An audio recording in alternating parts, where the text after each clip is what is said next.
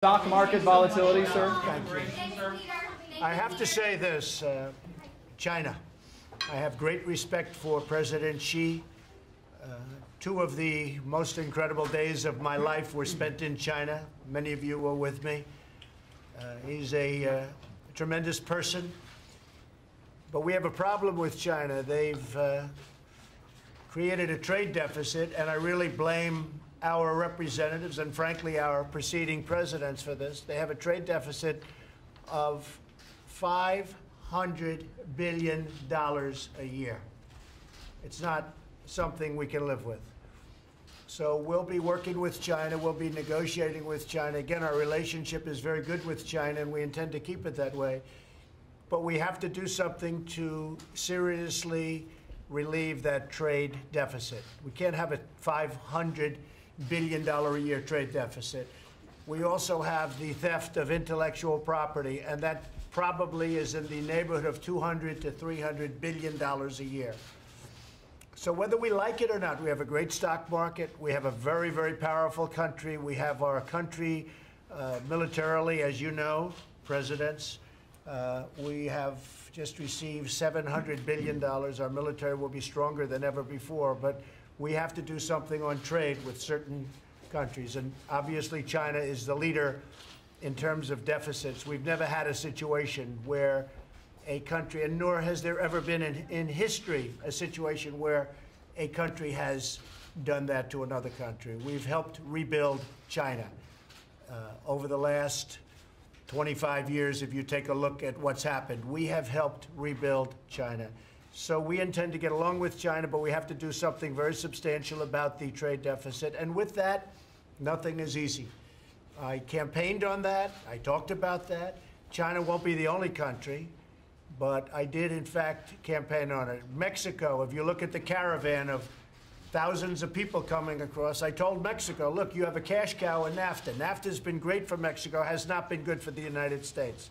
A lot of businesses have closed down because of NAFTA. You look at empty plants all over the place, and this is from years ago. They still haven't recovered. NAFTA's been a terrible deal for the United States. We're renegotiating the deal right now, but it'll still be good for Mexico and for Canada.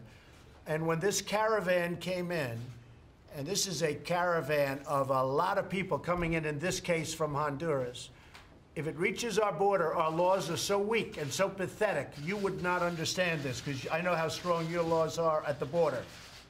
It's like we have no border, because we had Obama make changes. President Obama made changes that basically created no border. It's called catch and release. You catch them, you register them, they go into our country. We can't throw them out. And in many cases, they shouldn't be here. Many, many cases, they shouldn't be here. And after they get whatever happens over the next 2 or 3 years, they're supposed to come back to court. Almost nobody comes back to court. They're in our country. And we can't do anything about it because the laws that were created by Democrats are so pathetic and so weak. So I told Mexico, and I respect what they did, I said, look, your laws are very powerful. Your laws are very strong. We have very bad laws for our border. And we are going to be doing some things. I've been speaking with General Mattis. We're going to be doing things militarily. Until we can have a wall and proper security, we're going to be guarding our border with the military. That's a big step. We really haven't done that before, or certainly not very much before. But we will be doing things with Mexico, and they have to do it. Otherwise, I'm not going to do the NAFTA deal. NAFTA's been fantastic for Mexico, bad for us. We've had our car plants move to Mexico, many of them. We make tremendous numbers, millions of cars in Mexico that years ago didn't exist. They closed in Michigan, they closed in Ohio, they closed in other places. Now they're starting to move back because of what we've done with regulation and with taxes. They're starting to come back into our country in a big way. But I told Mexico very strongly, you're going to have to do something about these caravans that are coming up. And I just noticed that the caravan now, which is toward the middle of Mexico, coming up from Honduras, is breaking up very rapidly. That's because Mexico has very strong immigration laws, as we should have. We should have those laws. We don't have. We have we have immigration laws that are laughed at by everybody. And it's got to be changed. We need the wall, we need the protection, and we have to change our immigration laws at the border and elsewhere. So Mexico has, at this moment, it seems they've broken up large numbers of that particular caravan, and we'll see what happens. But we're prepared at our border. We cannot have people flowing into our country illegally, disappearing, and by the way, never showing up to court. So the court case will be set for 2 years or 3 years, if you can believe this, and they never show up. For the most part, very rarely do they show up. Plus, if you notice, they're trying to hire thousands of judges. So every person that walks across, and they're taught to say the right thing, they walk across, and then they go, and they're supposed to go to court. So we're supposed to have thousands of judges because we cannot have them taken out. We have to bring them before a ridiculous court system. We have to change our policies fast, just like we have to change on sanctuary cities. If you look at what's happening in California, they're having revolts out there because there are a lot of areas, Orange County and others, they don't want to have sanctuary cities, which are guarding criminals. So a lot of things are changing, but I have just heard that the caravan coming up from Honduras is broken up, and Mexico did that. And they did it because, frankly, I said, you really have to do it. We're going to have a relationship on NAFTA. We're going to have to include security in NAFTA. So Mexico, very strong laws, and that's the way it is. So it looks like it's been broken up. So that'll be good. Okay, thank you all very much. Is Scott Pruitt staying, sir? Thanks, Peter. No, the caravan doesn't irritate me. The caravan makes me very sad that this can happen to the United States, where you have thousands of people that decide to just walk into our country, and we don't have any laws that can protect it. And the wall, because of the Democrats, has been delayed, which we've started the wall. Just so you understand, we have $1.6 billion. We're fixing and building brand new walls in certain areas, and we're doing a lot of work on walls.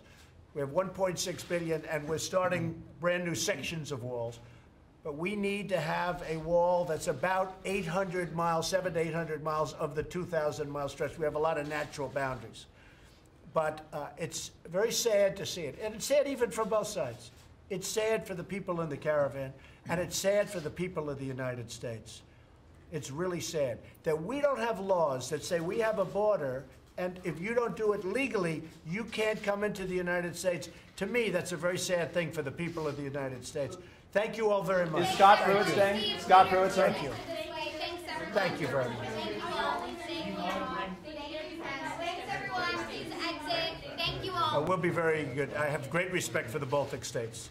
Tremendous people, tremendous leaders who I've known now for a pretty long period of time. No, we have great respect for the Baltic states. Thank you. Thank you very much, everybody. Thanks, Peter. Scott Pruitt, sir? You support Scott Pruitt, sir? Thank you. Thank you very much. Market We volatility? want to be able, if possible, and this is speaking with the Baltic states, ideally we want to be able to get along with Russia. Getting along with Russia is a good thing, not a bad thing. Now, maybe we will and maybe we won't. And probably nobody's been tougher to Russia than Donald Trump. If you take a look at our military strength now, which would not have happened had the opponent won.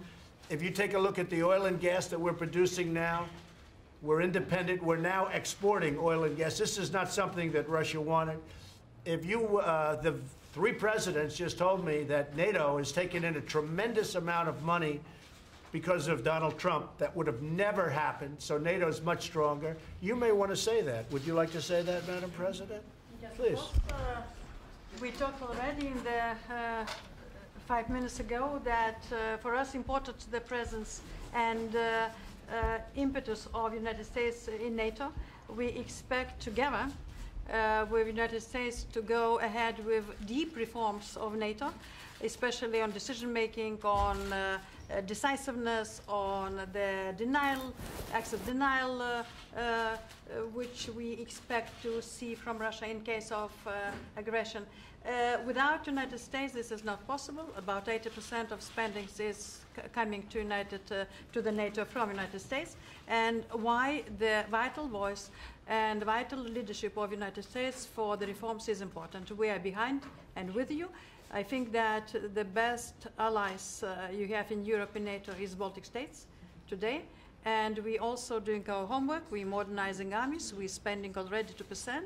And together, I think we can do a lot. And I'm very much looking forward to see everybody around the table in Brussels and going ahead with a better NATO, more resultative NATO, and more efficient NATO. And has Donald Trump made a difference on NATO?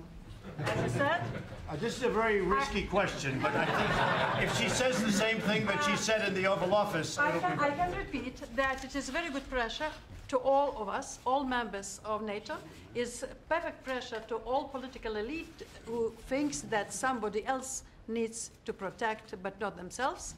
So the first you do homework, and then you ask for your partner to come with you. And that's exactly what you did. And this kind of leadership is good. We're using it also. I am open. We're using it to influence the opinions in our countries that the first we need to invest ourselves, and only then the partners can come with us. and again, NATO has taken in billions of dollars more because of me, because I said, you're delinquent, you're not paying. To many of the countries, is that right? Many of the countries weren't paying. And even now, Germany is paying 1%, and they're not even paying the full 1%. Germany hooks up a pipeline into Russia where Germany is going to be paying billions of dollars for energy into Russia. And I'm saying, what's going on with that? How come Germany is paying vast amounts of money to Russia when they hook up a pipeline? That's not right.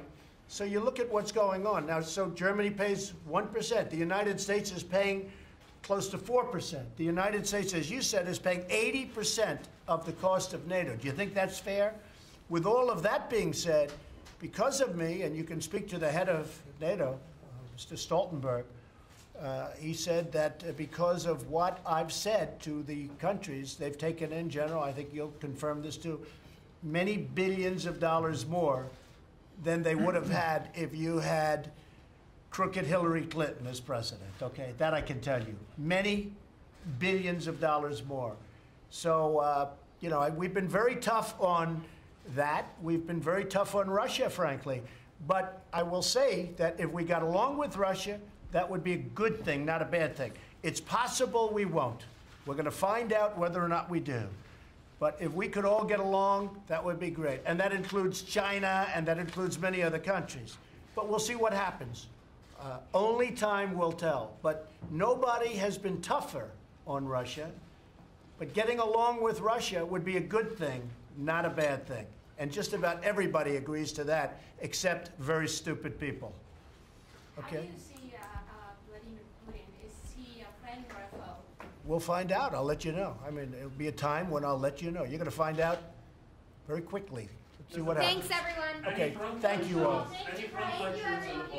Thank you. Now, I have a great respect for the Baltics. I have great respect for my friends. I've known them now for right from the beginning of my presidency.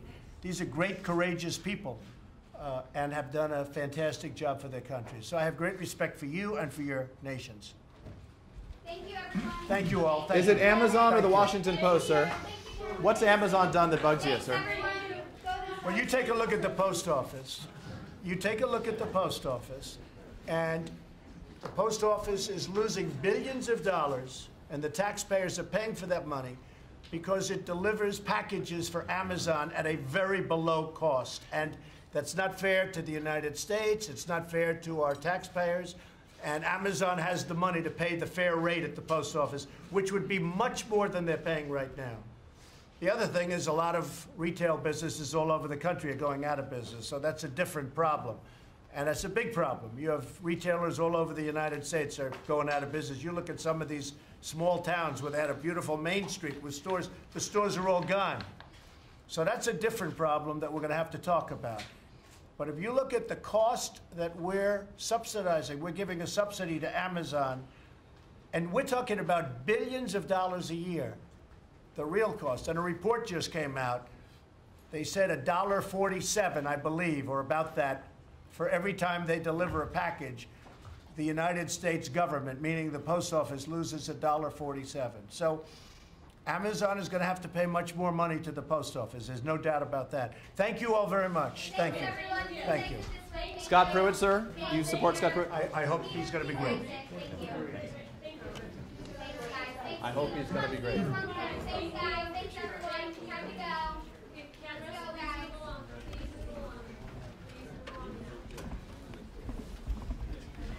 Thank you, everybody. Thank you. Thanks, guys.